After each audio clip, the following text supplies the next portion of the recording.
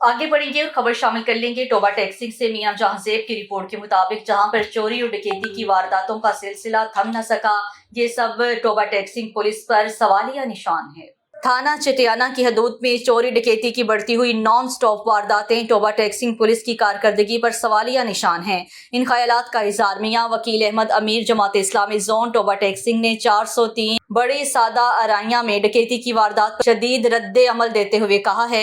उन्होंने कहा कि एसएचओ थाना चटियाना वसीम गुराया के खिलाफ पहले भी डीपी ऑफिस में अवामी शिकायत दर्ज करवाई गई थी, लेकिन उन पर कोई कानूनी कार्रवाई अमल में नहीं लाई गई। अगर पुलिस अफसरान ही मुजरिमों की पुष्ट पनाही करने लग जाएं तो फिर जराइम पेशा नासिर खुलेआम अवाम को लूटना शुरू कर देते हैं। इससे कबल भी 307 में होने वाले वाकयात में नामजद मुलजिमान सोशल मीडिया पर नाजायज असलहे की नुमाइश के लिए वीडियोस बनाकर गैर कानूनी सरगर्मियों में मुलव्विस हैं, जबकि एसएचओ वसीम गुराया ने जाती ताल्लुकात की बिना पर कोई एक्शन नहीं लिया।